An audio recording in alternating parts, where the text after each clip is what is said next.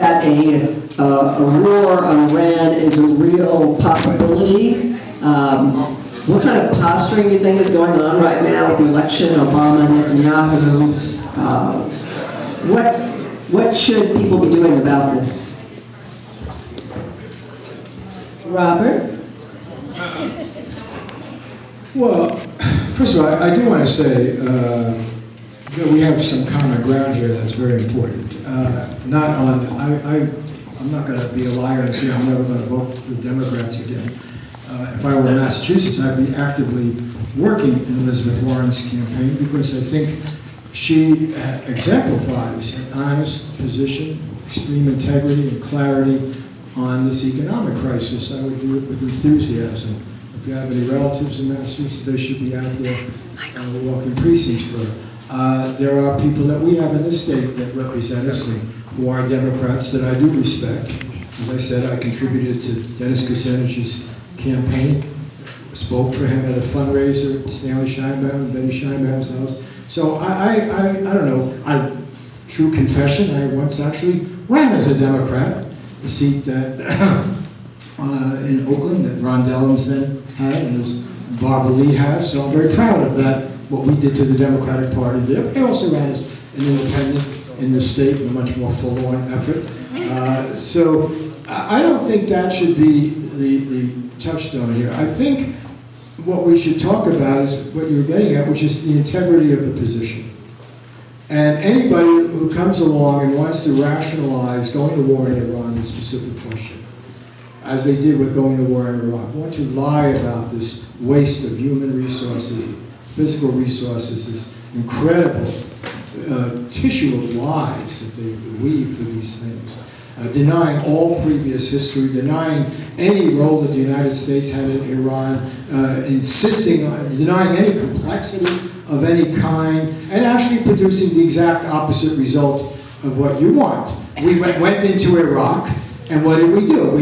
This was the opponent of the Ayatollahs, right? Saddam Hussein. It was the one place, I'm not going to celebrate stuff to say I'm in enough trouble here supporting Ron Paul.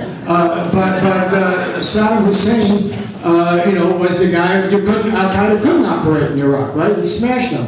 And he was fighting a war on our side against the Ayatollahs. He was our guy. And then in response to 9/11, which he had nothing to do with, we go invade him. Because we don't want to invade Pakistan, they're our big buddies.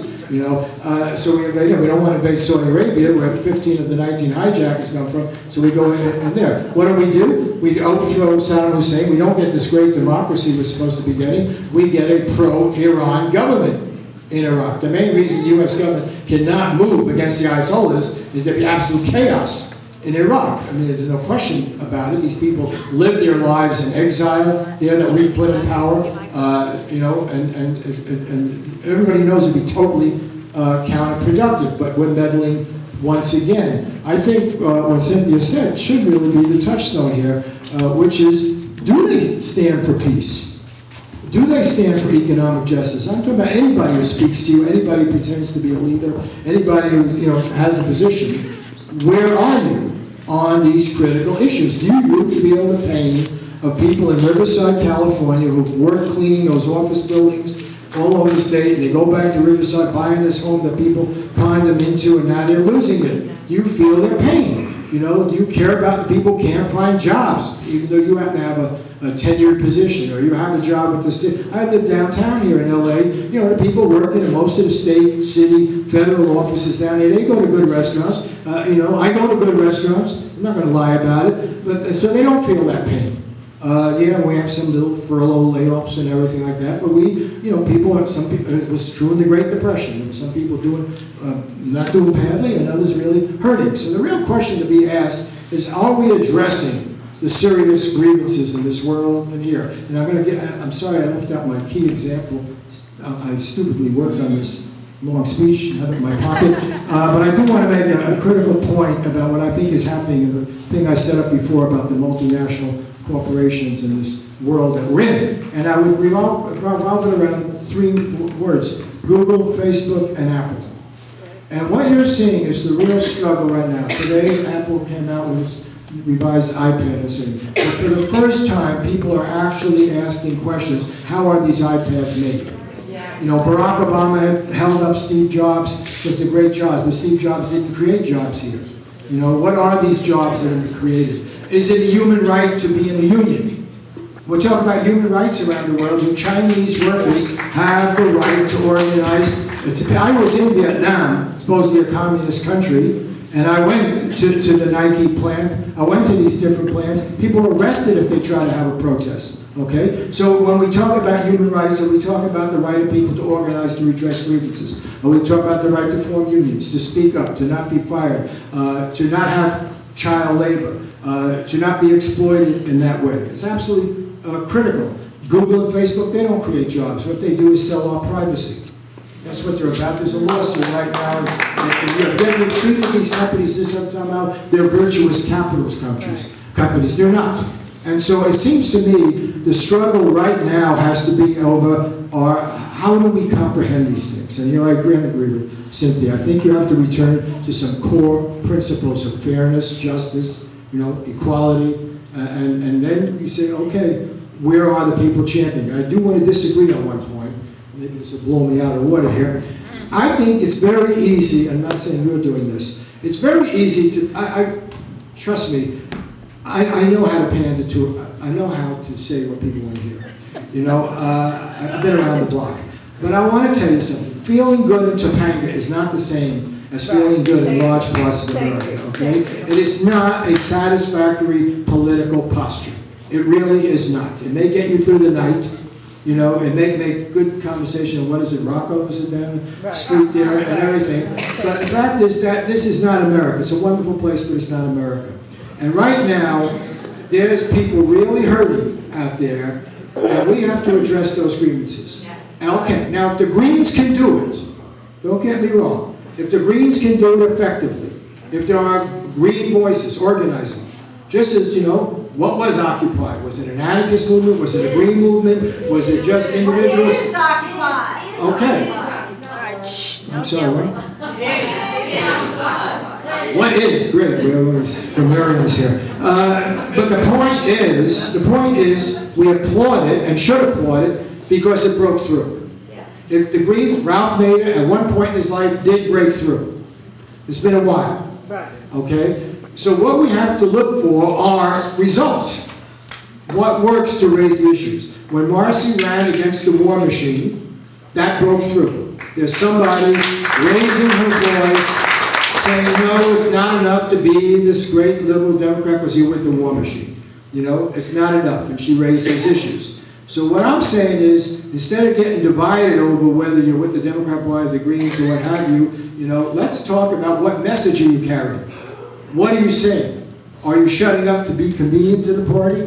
You know, or are you actually speaking truth? If you're speaking truth, hey, I wrote for Playboy, you know. I'll go in any arena. I'm not proud that way. I'll put my poster up in the subway, you know. But the fact of the matter is, what is it you're addressing? The great thing about our former Congresswoman here is that she spoke truth. Yeah. That's the great thing. And you spoke truth as a Democrat, and you speak truth as a Green. And that should be the thing we're looking for.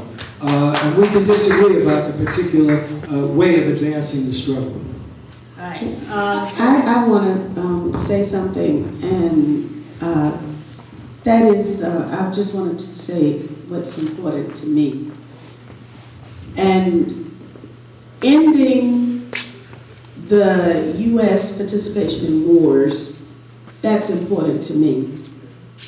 And because I wanted my government to be a government that represented and worked for peace, I was targeted by one group of individuals who are very powerful in Washington, D.C., who do not want peace. And I'm talking about the pro-Israel lobby that is orchestrated by the American Israel Public Affairs Committee. And we can applaud. I don't know, you know, the local politics here in Southern California probably the way I should. But we can applaud the fact that Marcy ran for Congress.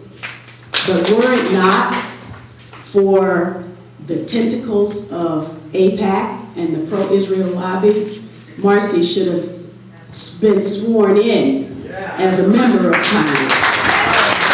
So one of the things that I look at when I assess a candidate is whether or not that candidate is more loyal to AIPAC and its tentacles than it is to the values that I want this country to represent.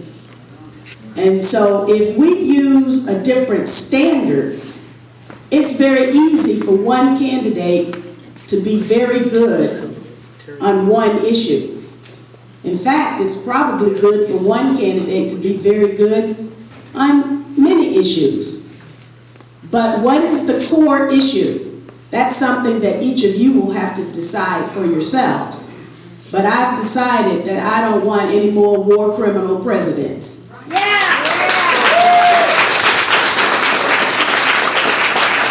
And so there was a Harvard University Kaiser Family Foundation study that was done some years ago.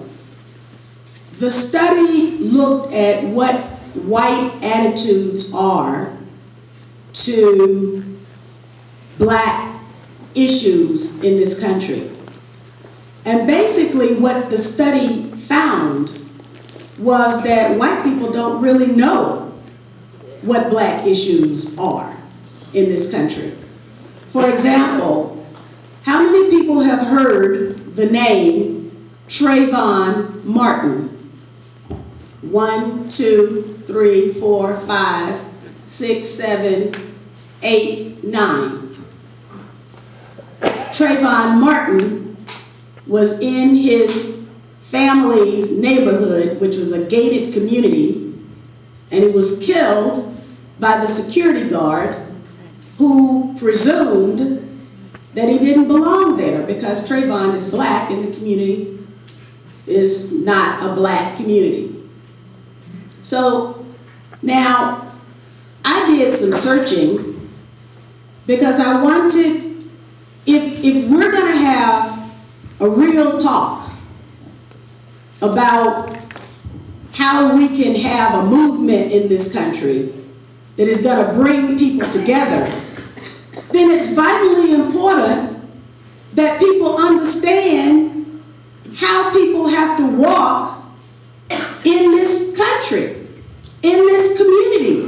You, in order to understand when I say that Ward Connolly was wrong, and now the work that Ward Connolly started is being finished by the Supreme Court, and we shudder to think what higher education is going to look like when the Supreme Court finishes eviscerating whatever is left of affirmative action in education. And so if you don't understand me and don't understand my plight, then we can remain balkanized as a progressive community and not an effective force for change. And that's exactly what I believe a part of the problem is, that we have become balkanized in our respective areas. We like to hear what other people say when they agree with us, but we shy away when the news isn't quite as good as what we think it is. So I think all I'm trying to say is that I held a conversation with the executive director of the Libertarian Party, because what I want to do is to see if there is any way that we can work together. If we can come together on one issue, that will make us stronger. And if we find a way to work together, on one issue, then maybe we can work together on two issues. And from there, build and build and build. Now, it's very difficult for me to make that cross over to the other side when the libertarians believe that the Civil Rights Act was wrong, was a bad piece of legislation. I'm willing to have the conversation with them on war, but I got to educate them on my right to sit at a lunch counter next to them. But if I remained only with people who think like me, I wouldn't grow as an individual, and our movement wouldn't grow as a force.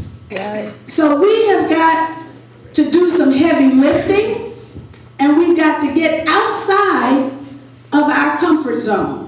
And finally, back to this Harvard University Kaiser Family Foundation study. The erosion of, at first there was affirmative action in civil rights. Then there was affirmative action in voting rights. And then there was affirmative action in education. There was affirmative action in economics. And little by little, by little by little, Supreme Court decisions chipped away at all of it. I had the distinct pleasure, I think I've kind of fallen in love with him, of hosting Gilad Atzmon in Atlanta. And, well, I didn't host him, it was Veterans Day. But I was present at his presentation. And he said something that was tremendously touching. He said that the United States, he'd been to 26 countries, 26 cities, in the United States, and he hadn't seen poverty. And the reason he hadn't seen poverty is because the United States is segregated. It's a segregated country. I'm in the process of doing a national tour with the International Action Center called the Build People's Power Tour. We are doing just a test.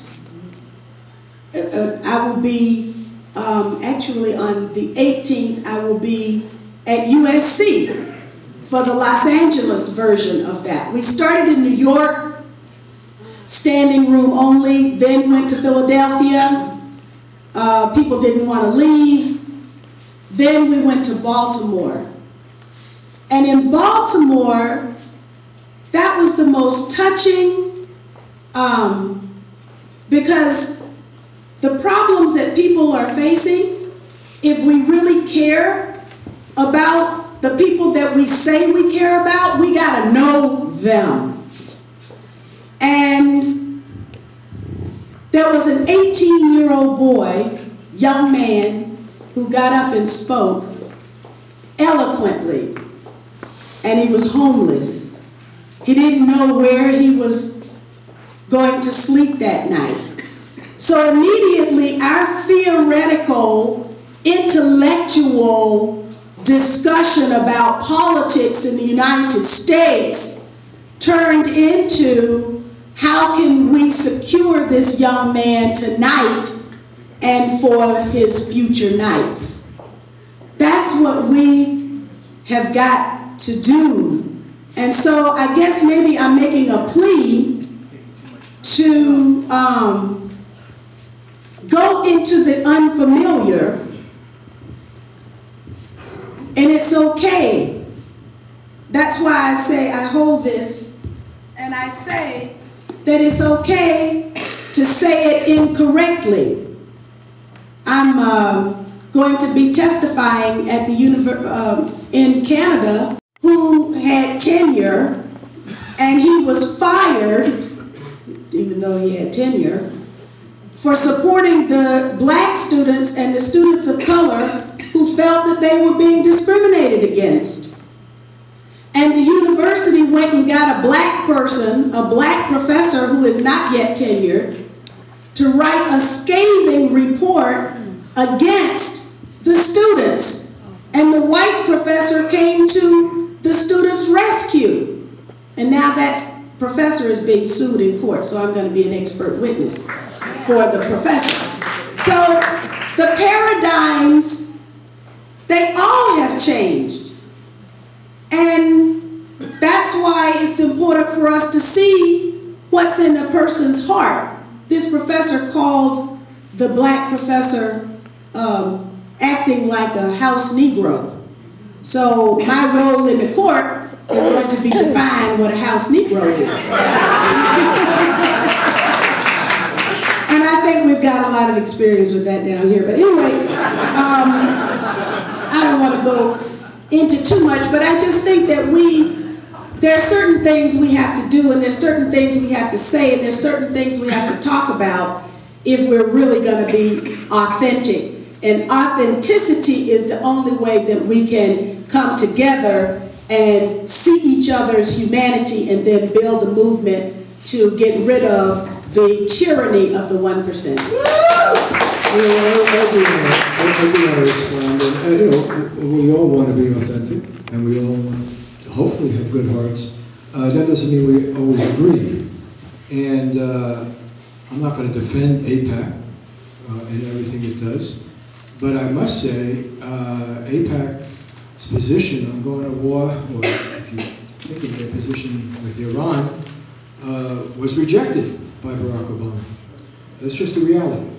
On our show last week, I said it was Barack Obama's finest hours, but now whether he'll stick to it, I don't know. But I think, first, I don't think the U.S. I don't think AIPAC has run American foreign policy. I have a chapter in my last book, which you can read all about. I tried to go through it. I think, for instance, the deal that was made with Saudi Arabia by this administration, which is truly reprehensible, where Saudi is buying all of this equipment from Boeing and other arms contractors. We are locked into Saudi Arabia for the next decade. That was not Israel's wish, and it was not AIPAC's wish.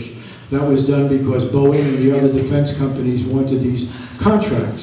I think the biggest problem that AIPAC has is I don't think they speak for the American Jewish community. And I think that we have groups like J Street, we have a lot of other groups, and I think if you look at the anti-war movements that have taken place, if you look at if you even look at the people who have spoken out in defense of Palestinian rights, you find a disproportionate number of those people relative to their place in the population who are Jewish. I know, I've been involved in those efforts. So I think the point is, I don't think we should give AIPAC too much credit, nor do I think that serves as an explanation of how and why we go to war. I don't think it explains why we went to war with Iraq, and I don't think it explains why we go to war with Iran. Let me give you an explanation of why I think it happened. If you look at the history of Iran, how did Iran get to be this crazy place?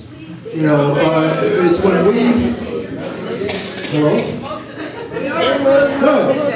All right. I remember one day sitting at the Los Angeles Times bothering my wife, and I said, can't we go eat lunch? And she said, why don't you do some work? She was the weekend editor. And she said, what interview would you like to do? And I said, I'd like to figure out, I'd like to talk to Kermit Roosevelt, figure out how he engaged in the overthrow of Mossadegh, the last secular popular leader. So my wife went over to the phone bank. We didn't have the internet in those days. She found his name in the Washington phone book, Kermit Roosevelt. The CIA guy did it. I called him. He happened to be on a hospital bed. And he laid it all out. He made a very interesting story. It turned out to be an accurate story. So we meddled in the history of that country. The key point is the meddling. Right. The meddling. And we distorted that country. And as a result, we have the politics that are emerging. Because we don't take a consistent position on the abolition of nuclear weapons. On the contrary, since we led the world in developing nuclear weapons, since we killed 187,000 people who are primarily fishermen and their families and children in Hiroshima and Nagasaki, and we continue to develop new weapons, and we look the other way when Israel and Pakistan develop weapons, we don't have the moral strength or clarity to speak on this issue. That is the biggest problem we have right now. But I just would be dishonest if I sat here and I thought that AIPAC represents the major manipulative negative force in American politics. I think it's a force that's losing steam, that increasingly is out of touch with the American Jewish community, and I don't think it's the great menace, frankly.